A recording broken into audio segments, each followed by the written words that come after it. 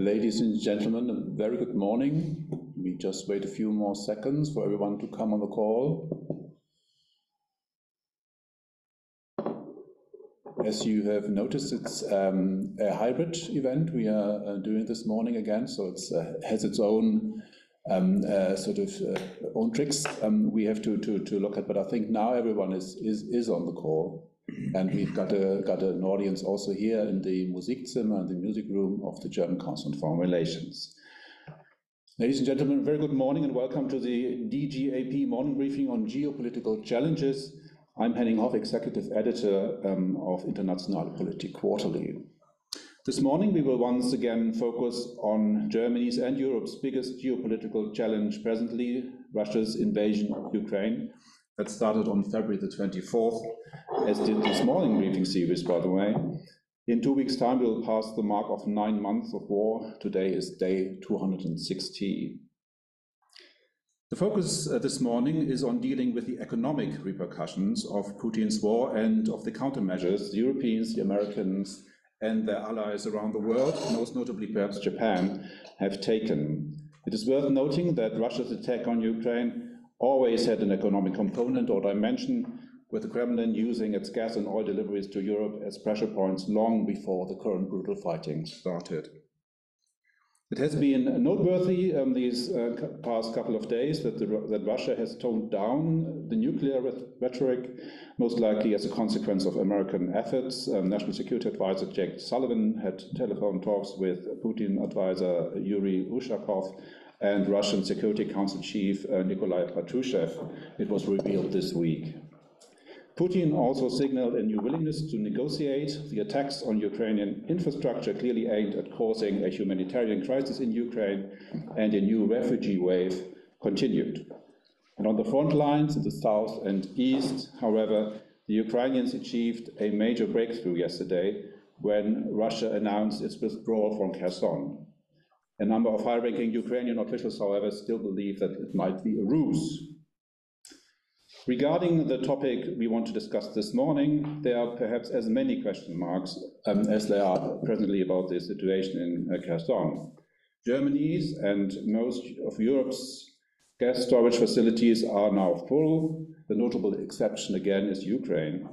Gas spot prices are down. LNG ships queue up at the coast of Spain. The oil price also has come down remarkably. However, there are still serious questions how well the continent will weather this winter and next in terms of energy supplies and paying for them. Also, how economic cost mitigation will actually work is also not entirely clear. At the end of September, Chancellor Olaf Scholz announced a protective shield in the form of a fund worth 200 billion euros to finance measures to soften the blow of sharply risen energy costs for German households and businesses. A double kaboom, or doppelbums, as the Chancellor likes to say. This has now boiled down to a number of specific measures agreed between the government and Germany's federal states last week. At the same time, the 200 billion euro fund has given rise to criticism by European partners, arguing that it distorts the European single market. And the conundrum for Berlin is quite clear. To its domestic audience, the aim was to show that this number is quite big, and to its European audience, the aim was to argue that it was quite small. To discuss all this and more, we once more have two experts with us this morning. I have the great pleasure of welcoming Professor Veronika Grimm, Professor of Economics at the Friedrich-Alexander-Universität Erlangen-Nürnberg, member of the German Council on Economic Experts and co-chair of Germany's Expert Commission on Gas and Heating, and in those two functions very much in the news recently. Professor Grimm, welcome. You will be focusing mainly on the German dimension of the problem of energy supplies and how to pay for them. And our second speaker, of course, is Dr. Guntram Wolff, who joined us in August as director of the German Council on Foreign Relations. And I think we're coming close to a situation now where I believe we can say that Guntram no longer needs an introduction. He's, of course, the former director of Bruegel in Brussels for a number of years and one of Germany's leading economists. Each speaker has 10 minutes maximum for the introductory remark. We will be opening up for questions and comments after roughly 30 minutes. For the Q&A, please raise your hand or submit a question via the chat function. I'll do my level best to put it to our panelists. Please note that this event is recorded and that we will have to close on time at 9:30 a.m. At this point, I'd like to thank my colleague Milan Nitsch, the DGAP's Central and Eastern European expert, who has been instrumental in organizing these DGAP morning briefings. And now, to start us off, please, let's turn to Professor Grimm. Yeah, thank you very much. So good morning, everyone in the room and on the net. I have some slides. So what I will do is to present some work or touch some work that we did in the Gas Commission, where we designed the measures in order to relieve the customers in Germany from the very high gas costs. And I will also touch a little bit what we did in the report of the German Council of Economic Experts that we published yesterday, that touches more the dependencies of the German economy and how to adapt to the new reality that we face after Russia's attack on Ukraine. So what to do in the context of the German energy crisis?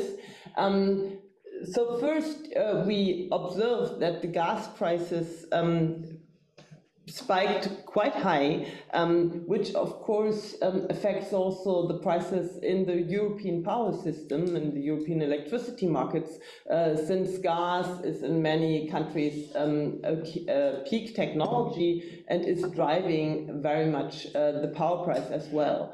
So in order to tackle the crisis, I think we have to relieve customers from the high prices on the one hand, but first and foremost, we have to react on the markets. We have to increase energy supply and reduce energy demand. Increasing the supply is not so easy in the short run because expanding the renewable energies will take quite a time. So there's a lot of talking about we grow out of this crisis by increasing the renewables, but this will take some time. It will take some time until it really affects the prices on the markets. So in the meantime, there is a necessity to activate available power generation capacities, and this concerns old fossil technologies on the one hand, coal power plants, lignite power plants, and also there is the debate, of course, about the nuclear power plants. The debate has been shut down by the Chancellor.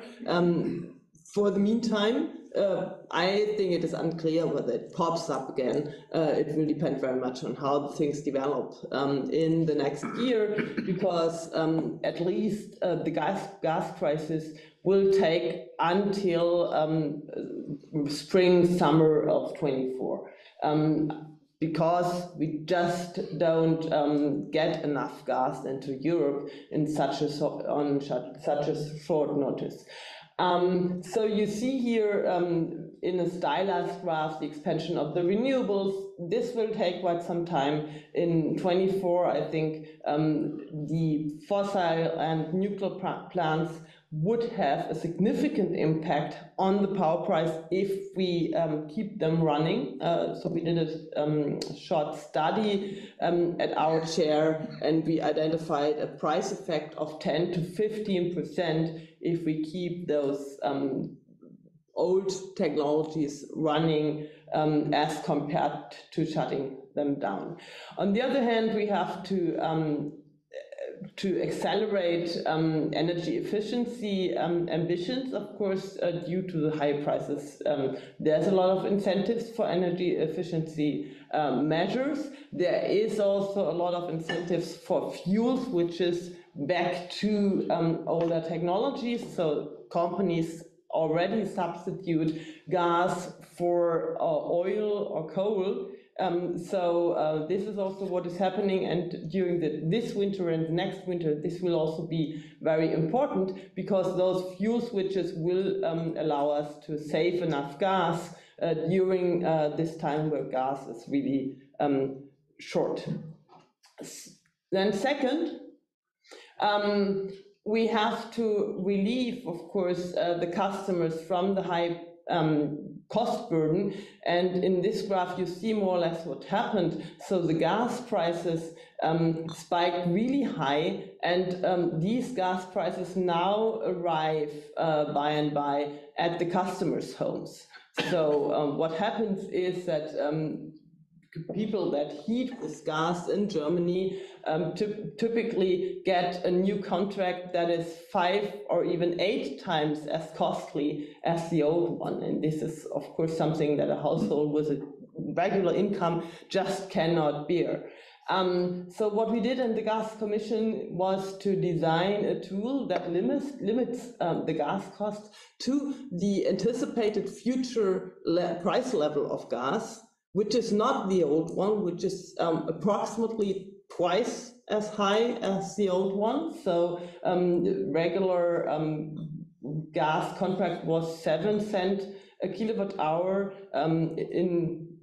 before the war, up to now, and now the new contracts, the future prices tell us that it might be around 12, and this is the cost that we established with the gas price break. And a second feature was that we wanted to keep the gas saving incentives. So the gas price break, as we designed it in Germany and proposed it in the Gas Commission, is designed such that it is more or less a lump sum payment per month that the customers get, so that if they save gas, they save the whole high price that they are confronted with. This is true for the households and small companies. For bigger companies, we propose that the subsidized gas should be tradable. And this is still quite controversial in Germany because the concern is that we subsidize gas and then companies make profit from it. But we also proposed that there is a condition that they should keep their premises if they get the funding. So it is at least not the case that they get the money and go. So in this design should keep the gas saving incentives, and this is again very important because we just don't have enough gas until more or less 2024, and thereafter the situation might be relaxed. Why did we design the gas? Why did we design the gas price break in this way in the first?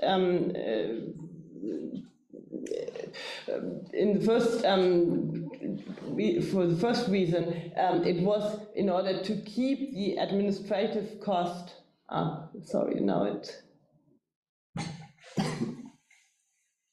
Now it's again there. So one very important thing is that it was very important to keep the admin cost low, because the German administration was just overloaded already from the administration of the Corona crisis reliefs. So basically it was not possible to do something that is very targeted on particularly affected customers. So the idea was to design something that keeps the administrative costs very low. And what we now did in the what we now did in the report of the German Council of Economic Experts is to deal more deeply with dependencies, initiated by the concerns about the dependency on Russian gas, which really was a challenge also in tackling the war of Russia against Ukraine from a more broader perspective. It just reduces our room for maneuver, this dependency. And I think it is very important to draw conclusions from this and to face also other dependencies. First and foremost, the dependencies on raw materials that will, if raw materials are not available, this will restrict us very much from accelerating the green transition because we need a lot of raw materials in order to build up renewable energy sources, in order to build up infrastructure and to digitalize the energy system. So this is really a restriction that we should care about. And what we look at in particular is dependencies in the area of raw materials worldwide. So the slides don't, now it's coming. So we, in the report, we have a long chapter that is also the productivity report of the German Council of Economic Experts this year, where we look at the strong integration of Germany in international value chains, and in particular on dependencies in the area of raw materials. And what we propose there is to diversify the sources of supply, to expand domestic capacities, which is a little bit analogously to the area of energy provision. Also in the area of energy supply, it is of course the case that we should import from diversified sources, but we should also expand our domestic supplies as much as we can. And also in the area of raw materials, we have the same challenge before us. We should diversify sources of supply and also try to expand domestic capacities where possible. Maybe just in order to illustrate this, one last graph, and then I hand over to Guntram.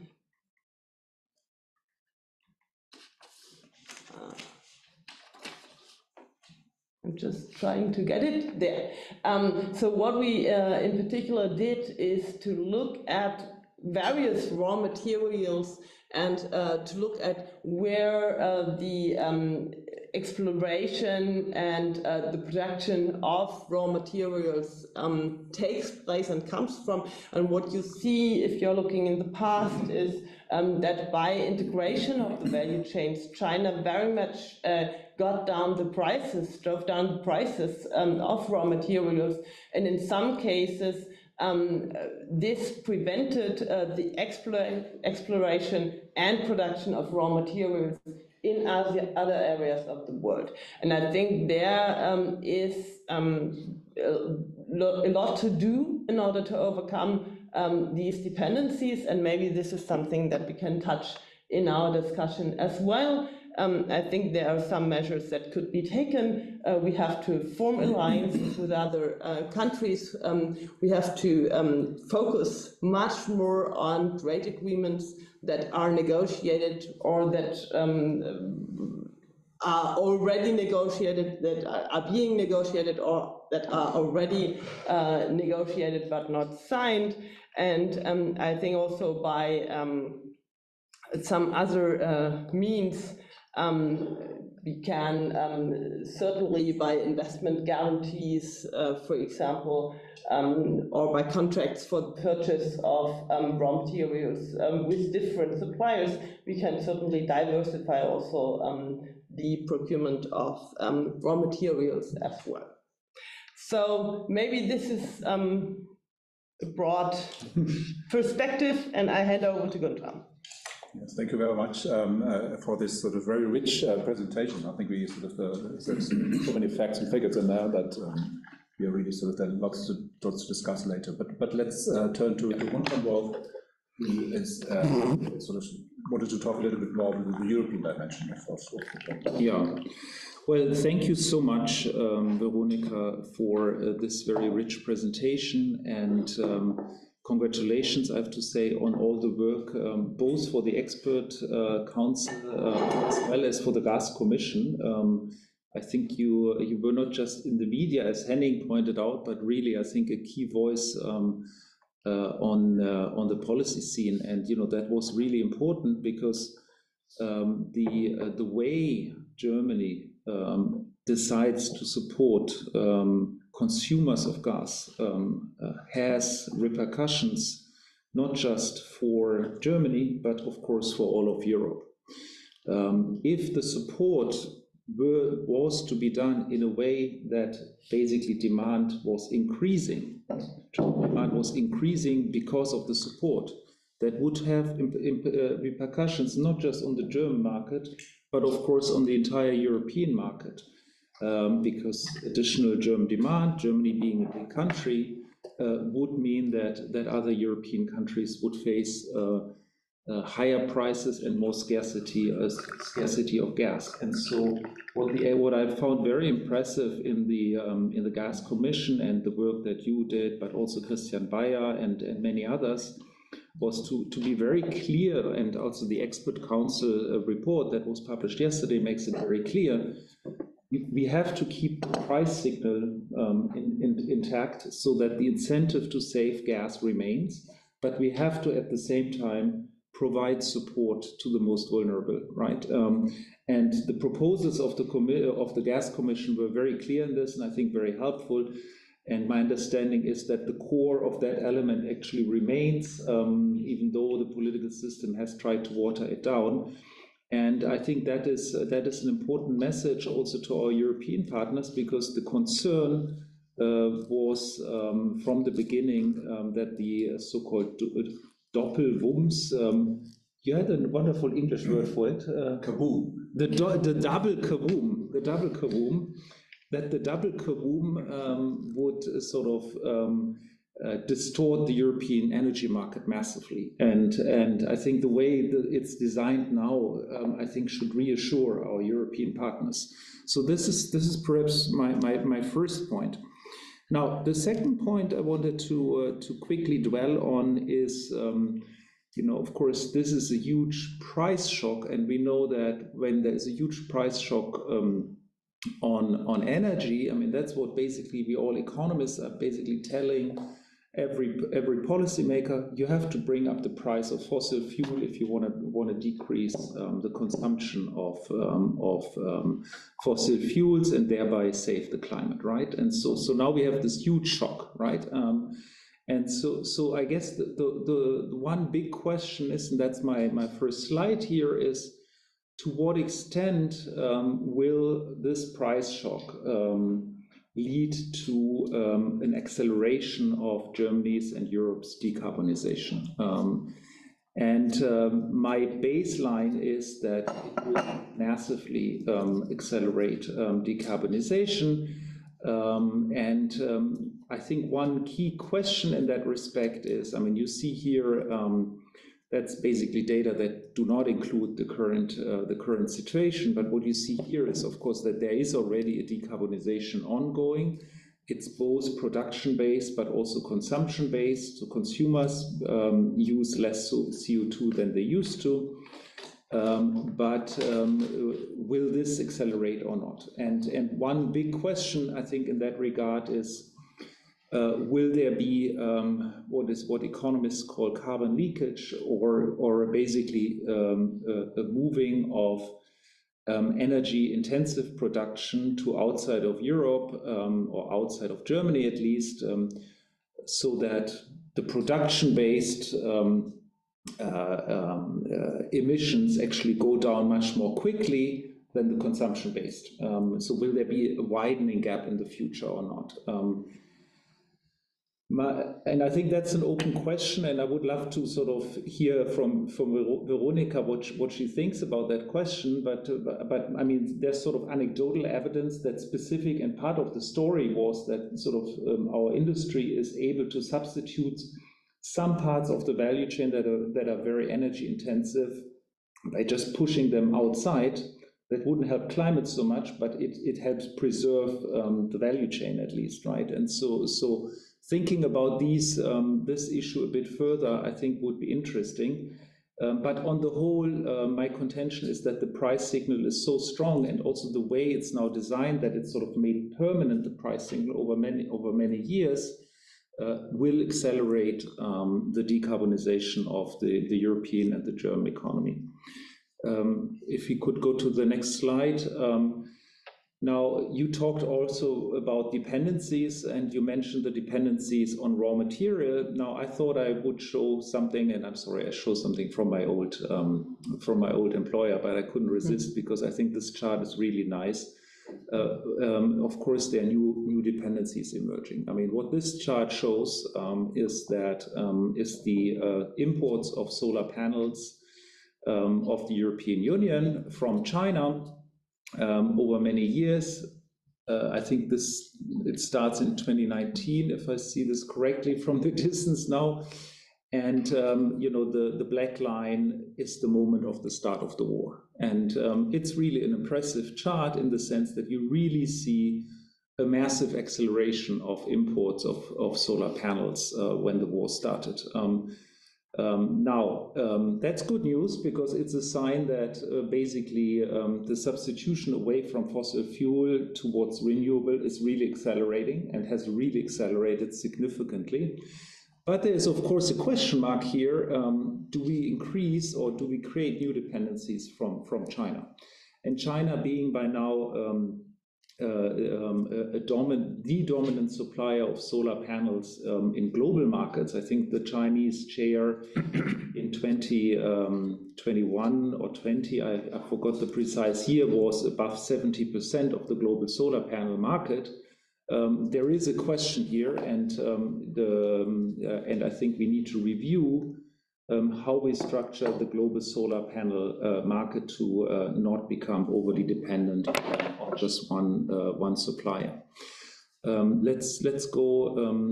So then my third point, I wanted to quickly talk about gas supplies and how gas supplies are changing. I mean, the supply directions and the supply provisions are changing in Central and Eastern Europe. If we can just go one more. Okay, so if we take that chart here, I mean that is also from my former employer, but it shows basically how the gas supply prior to this war in basically all the countries east of Germany, but also in Germany, were very, very much coming from Russia. I mean, that's sort of, we know this by now, but obviously this picture has now changed dramatically. Russia is not providing gas anymore, except for the Turk Stream, I mean, the southern pipeline, Hungary and some of the Balkan countries, etc., get some gas still from Russia, but the bulk of the gas that especially came to Germany is not coming from Russia anymore. And so there is then a question: who will supply gas to countries of Central and Eastern Europe, and especially landlocked countries that do not have access to LNG terminals because they don't have access to the sea. How can we make those countries less dependent on Russian gas? I mean, for the case of Hungary, that Hungary basically continues to procure gas from Russia. I mean, there are political reasons behind this. Certainly, Viktor Orban feels less worried about Vladimir Putin's Russia than many other Central and Eastern European countries.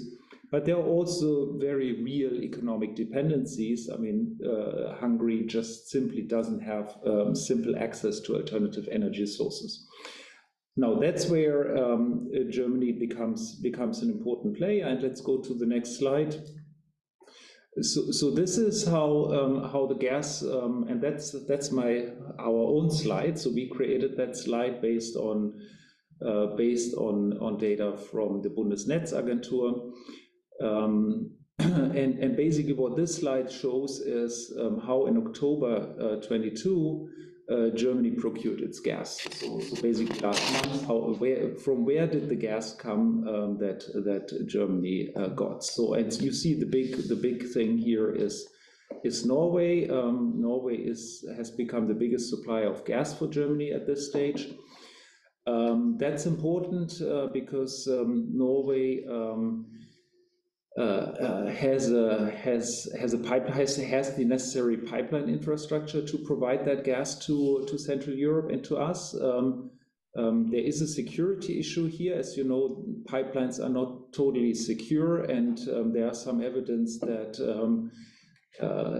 these Russians are investigating these pipelines and doing espionage around these pipelines. So I think the security of that pipeline is of crucial importance, really, for the German gas use.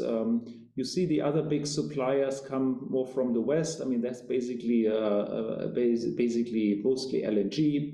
There's very little coming from France. There's a little window there, and from the south, there's a bit coming.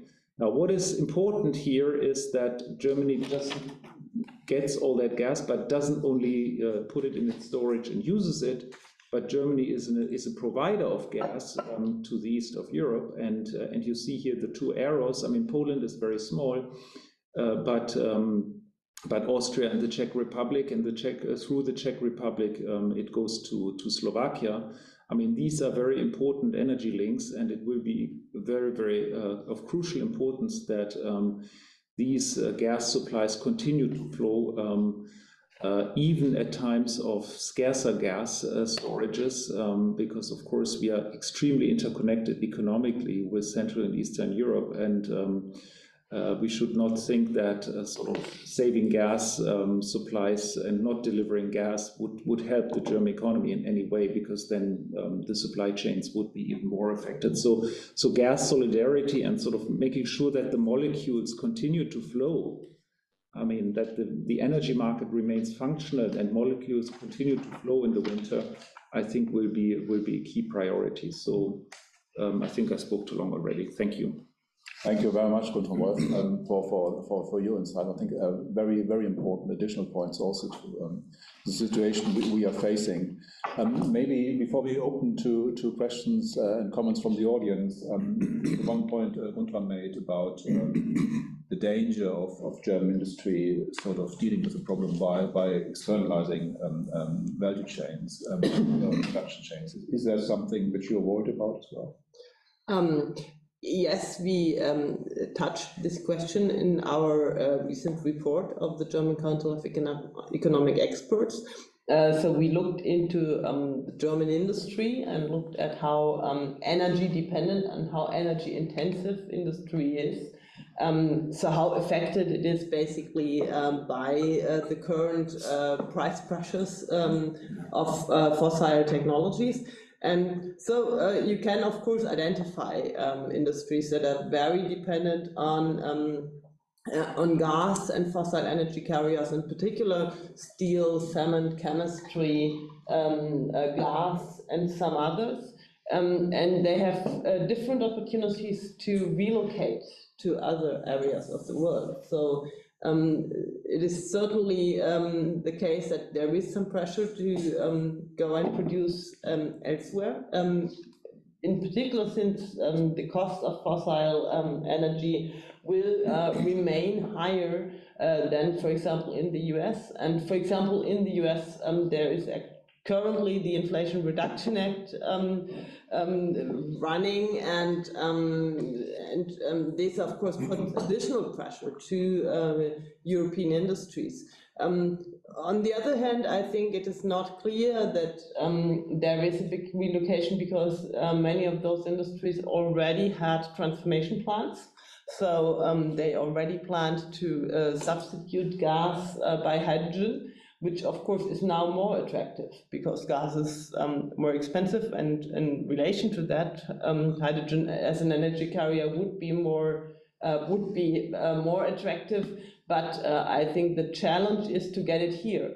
So to build up these value chains, we have a lot of things still in front of us. In particular, expansion of transport infrastructure, in particular procuring hydrogen either from Europe or from other countries worldwide. And I think in Europe we have to focus much more on exploiting the best spots for doing it on our own territories. And there I think there is some way to go for Europe to cooperate more on the expansion of its own energy system. So I think the pressure to be faster is there, and I think we have a big case to be faster and to give those industries opportunities in order not to relocate, but there's also some hurdles that we have to take. One of them is that the current regulation for building up the infrastructure in the area of hydrogen is not really accelerating the business, but to the contrary, very much stopping gas network operators from doing anything. So they just have no business case to reuse parts of the gas network for hydrogen, which is possible technically, but there's no economic incentive to do this at the moment. And as a follow-up, maybe Guntram wants to comment on that. So that we had sort of many sort of disaster scenarios when the crisis started. We still have them from time to time, that people say German industry will be sort of annihilated more or less. Sort of it's so dependent on this cheap gas that it can't go on. That's not your view, and No, but I mean, I think this was the debate of the last 6 months, you know, I think all this scaremongering was clearly not correct. I mean, that if you look at the data, I think it's very clear that you know, even though gas consumption has come down very significantly in Germany, value creation hasn't come down so much. Has come down basically very little. I mean, we are not even. I think you're predicting a recession, right, for next year, but it's not. But it's not like. I mean, at the beginning there were talks this would be a 10% or 8% contraction of economic activity if we don't have that gas anymore. I mean, there were these kind of numbers floating by some players. The economists that were doing serious studies on this were saying basically 2 to 3% maximum. And I think now we are ending up, of course, we have also managed to secure quite a bit of supply, but we are ending up with a mild recession probably. So, and you know, I think my point was really much more sort of a footnote point.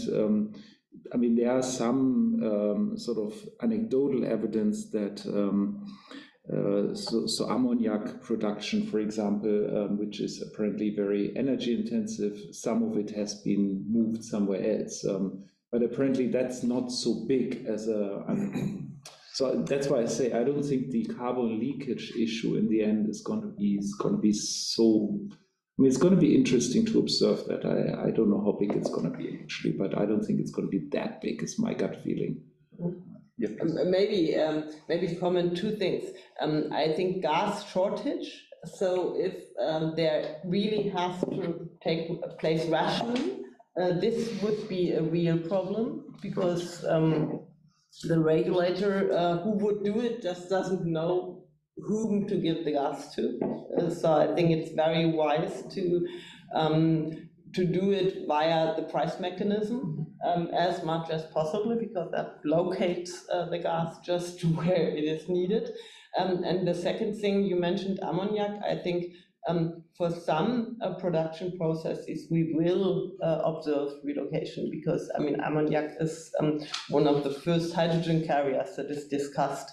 It's very unplausible that we will import pure hydrogen and do ammoniac from it, so green ammoniac from it in Europe. It's much more likely that we use ammoniac in order to import hydrogen, and use the pure hydrogen that we produce in Europe for other processes where we need it, steel or whatever. Thank you very much. I think it's time to bring in our audience. We've got two questions. There's Philipp Hirsemenzel. Yeah, hi, hello. Thank you very much.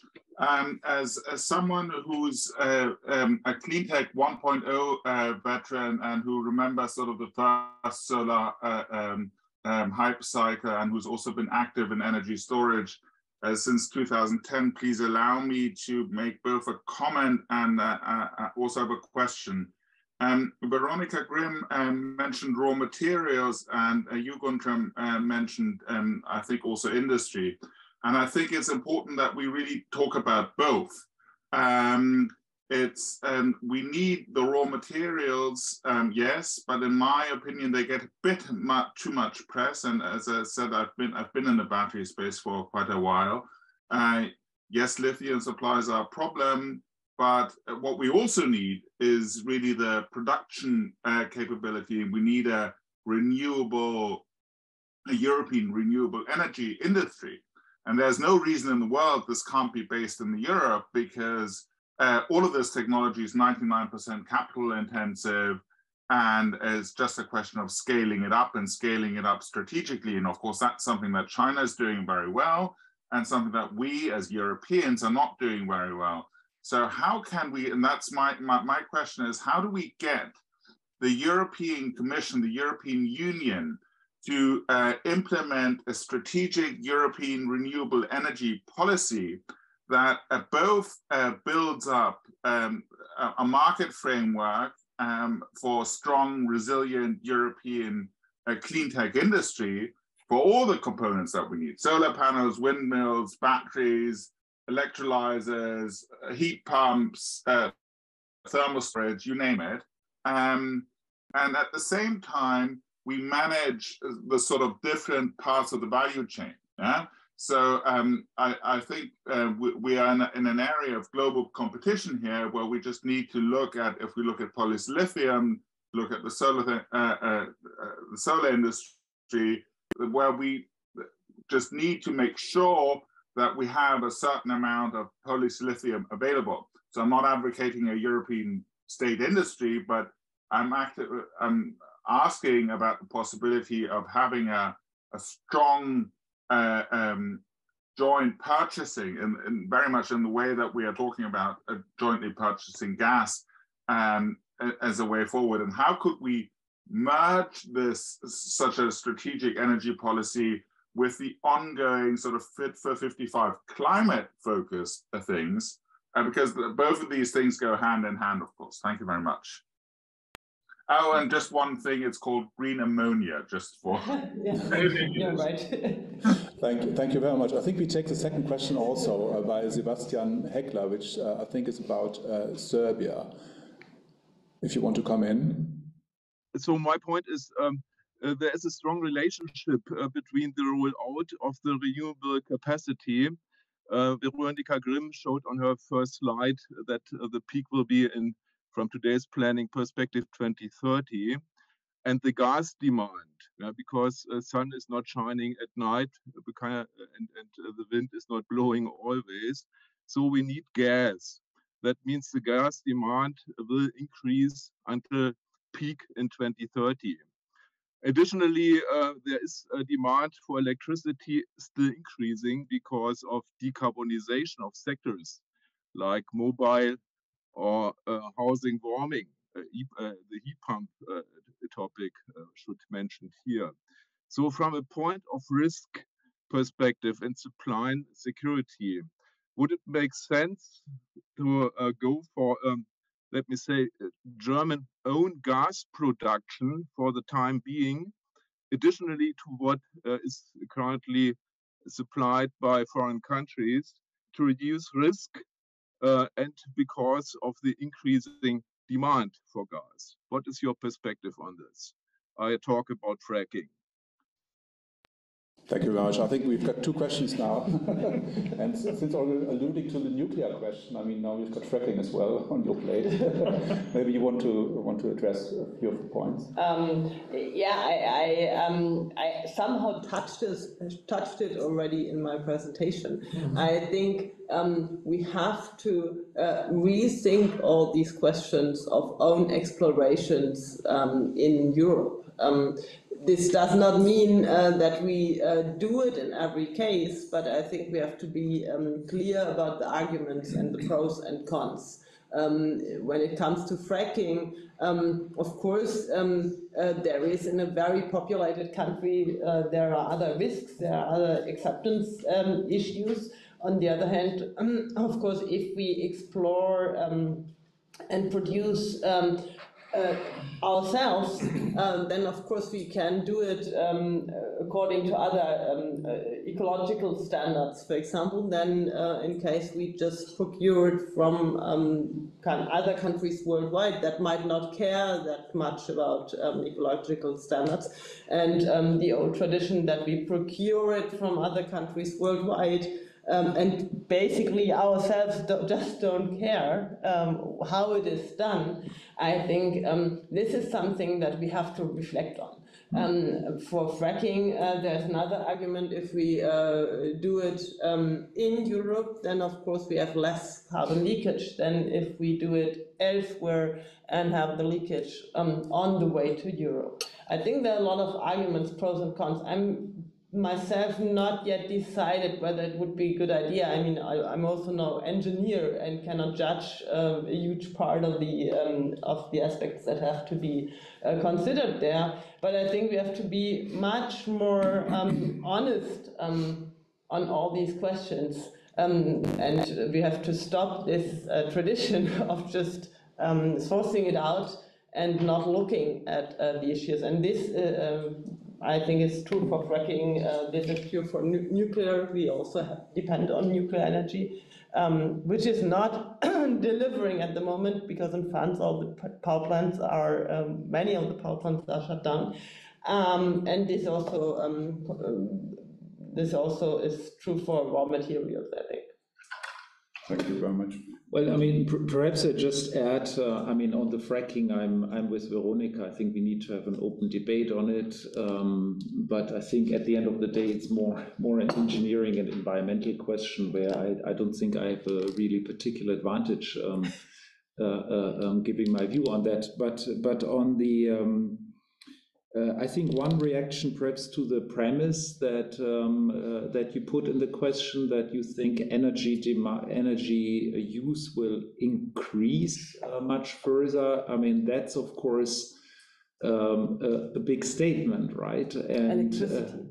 Well, if it's electricity, then that's fine. That I see. I mean, of course, we have to electrify, but energy in general, I think we have to really bring it down, the energy use, right? And through insulation, etc., etc. So on the electricity, I mean, I know that a renewable energy system at the moment still needs these backup capacities that you can bump up and down depending on the volatility of the energy demand. I think that's really quite a big problem still. And of course, nuclear doesn't solve that, right? I mean, let's also be very clear on that. Nuclear doesn't solve it, because nuclear has this, you cannot bump up and down the amount of electricity produced with nuclear during the day. I mean, so, and it's really these daily fluctuations that and seasonal fluctuations that you have to deal with, but in particular the daily one. So yes, I mean, in the old plants, gas always played a role as a transition technology because of that. So which role, what will fill this gap, I think is still a sort of a medium-term question, which I haven't fully grasped how to deal with that. But of course, that's a big further debate. And on the first question, the industrial policy question, well, I mean, I agree that it shouldn't be just about the raw material, but also about industry. Where I'm less sure about is that the location of the industry has to be always in Europe. I mean, this is, I mean, the instinct of an economist is to say on this, and that's more an instinct, is to say we need to diversify. So we shouldn't just have it produced in China. That's very clear, because then you create a dependency. But that doesn't mean that you have to produce it necessarily in the European Union. Now, you can also think of other markets, of course. Now, then, if you take a bolder industrial policy view, which you seem to be taking, and I guess I have some sympathy for that, going beyond sort of my instinct, my sort of instinct coming from the training, I would say, yes, in a world where these technologies are actually also technologies that will be crucial for the future. We should have some capacity in these technologies, right? And we think that these technologies are interesting technologies that, where significant value chains will also depend on these technologies. And I think in the green hydrogen case, it could be quite interesting, quite important, because there's not just this as an energy carrier, but there's also behind it, there is different value chains that you will miss out if you don't have them here, right? And so I think there's lots of sort of industrial policy questions around this, and so I'm in principle sympathetic to some industrial policy approach. If as you say, the main thing is that it's capital intensive, and so then then I really don't understand why we don't create it ourselves, right? I mean, so capital has been basically free, right, for the last 10 years. So I mean, interest rates were almost at zero, right? I mean, yeah. so if the capital cost was the issue, then I don't see why we haven't built it. If your point is that we are too regulation intensive and too bureaucratic on this, then yes, let's get rid of this or let's simplify regulation. Let's put it this way. So anyway, this is a big debate. I don't think I have a full answer. I'm just sort of thinking aloud as I read.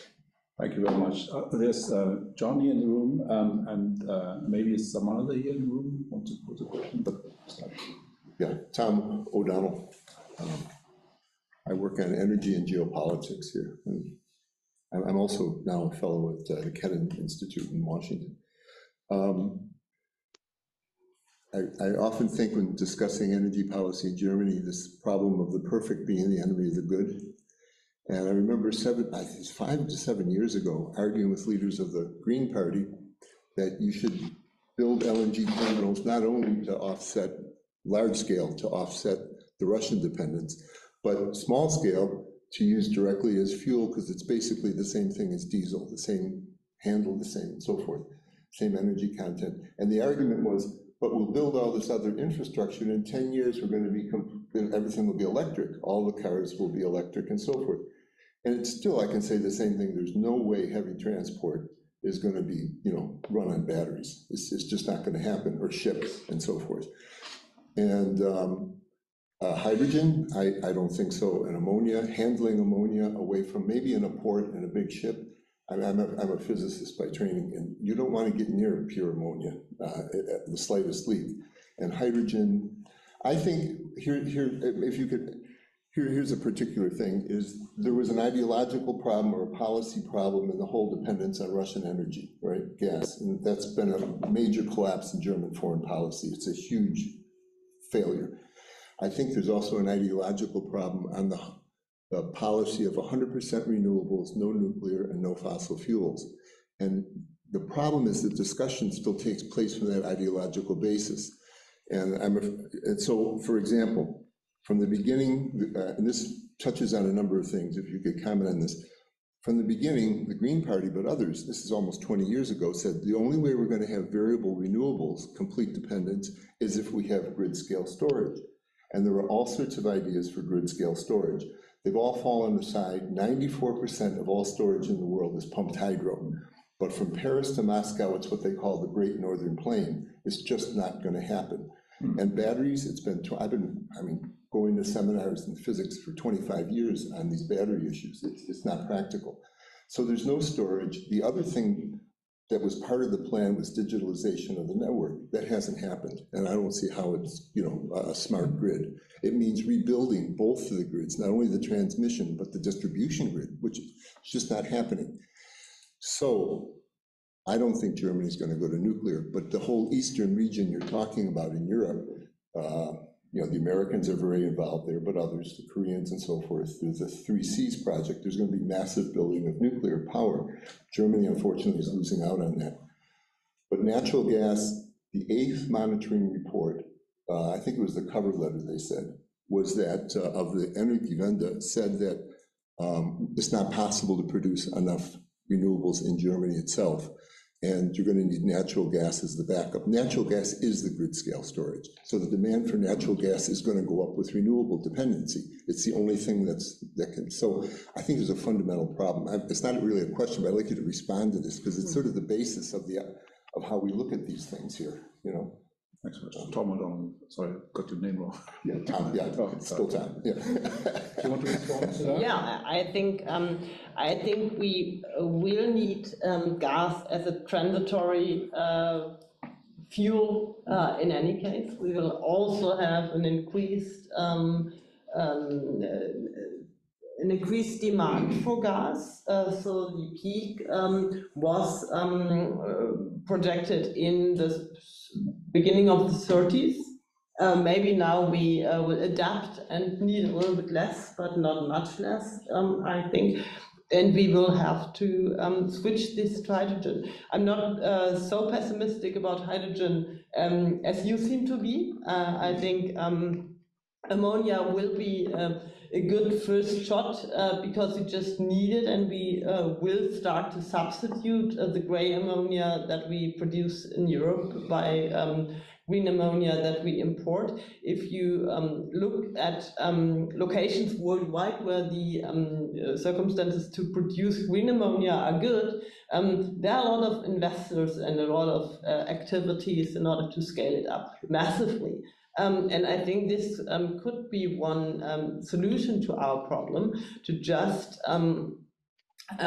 contract, maybe also jointly among various willing European states, large quantities of large contracts for ammonia import or hydrogen import, maybe the carrier switches as time goes by.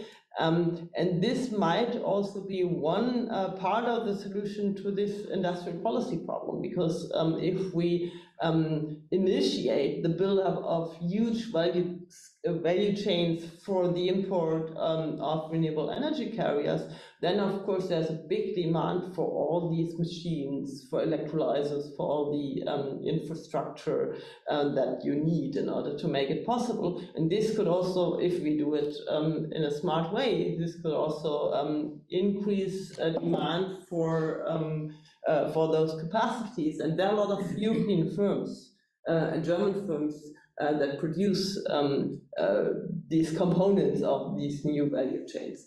I think, but we have to be, I think we have to be big in order to start securing quantities of ammonia, because, for example, we once calculated what would cost it if you import large-scale ammonia from Australia, and this is about if you have 2 ships or 2.5 ships running back and forth continuously, then this will be an investment of 10 billion in Australia and operating cost of 500 million euros yearly. So this is somehow big. And this would require to make a contract for 20 years in order to initiate this investment. But if you contract, I think then of course the money in order to build up, I think financing would not be a problem. Maybe you have to subsidize in the beginning, but I think this would be a better way of doing an industrial policy than just subsidizing the industry here, but doing nothing beyond. Tom, do you want to come in? Otherwise, no, but I mean, I see that there is also debate in the chat on whether Tom is right or not. I see Philip has a different view, etc. So, but I think one thing, since I wanted to bring in sort of the European point of view, I mean, one thing that is true is that Eastern Europe is investing into nuclear. I mean, that's just a fact, and Poland is bumping that up, and others. And of course, if then the result is that Poland and other countries get electricity at a much cheaper rate than Germany, of course, that has implications also for industrial structures, and Germany is losing out on that. I think we should be clear on that. Yeah, I mean, I personally found the nuclear debate in Germany, I found it quite ideological, to be quite honest. And I didn't understand how, in the current situation of energy shortage, you cannot agree to extend the life of these nuclear power plants for longer. I think these arguments were basically ideologically driven. All right, with 2 minutes remaining, I think, and no other hand up, I would just to try to summarize the 3 points that are still in the chat. There was a question about why then is it that Germany is not supporting subsidies for the photovoltaic industries. Another point raised by Sebastian Hector was that there's lithium in Serbia, and wouldn't that be an incentive for the European Union to get on with getting Serbia into the Union quicker, or are these kind of, I would expand that, and this is something where which actually make a difference in the European policy towards expansion and growing. And the last point from Götz Schellhas, I think, was a sort of counterintuitive question. With prices down so much, do we really need the kaboom, or is it over-engineered? Is it too big? We can take the lithium one. All right. Please be very short and concise. Okay, I mean, very quickly on the lithium and Serbia, I mean, you don't need to be a member of the EU to export lithium to the EU. I mean, I think there, let's be very simple on that one, yeah. Okay. Yeah, so prices are down at the moment. Do we need the ones? I think you have to observe that the storage capacities for gas are just full. And that's the reason why prices go down. We just have no more storage. And so also the ships are idling in front of Europe and waiting for higher prices. So that's also a type of moving storage that is currently there. I think we urgently need the ones because it's just an insurance against high prices coming up again. And it is not effective if prices are very low. We just don't pay additional money to the customers in that way. I think it's good having it. It's a kind of insurance. The subsidy for PV question, I think the expansion of renewables in Germany is not hampered by too little financing, too little money, but by hurdles like bureaucracy and things like this, acceptance issues. And if we would make progress there, I think there would be much more prospects also for industry to come up. I think subsidizing the industry per se, I think it would not be a good idea. Thank you very much. I think I totally agree with this. The war has done one thing to Germany, is the acceptance of renewable energy to a remarkable extent. I think the Taz had this headline saying a wind turbine a day keeps Putin away. Common sense. And with that, I'm bringing this meeting this morning briefing to a close. Thank you very much for joining us this morning. Please join me in thanking our two panelists, Veronika Grimm and Guntram Wolff. And thank you all for joining here and also come to the DGAP this morning. And see you again next week. Goodbye.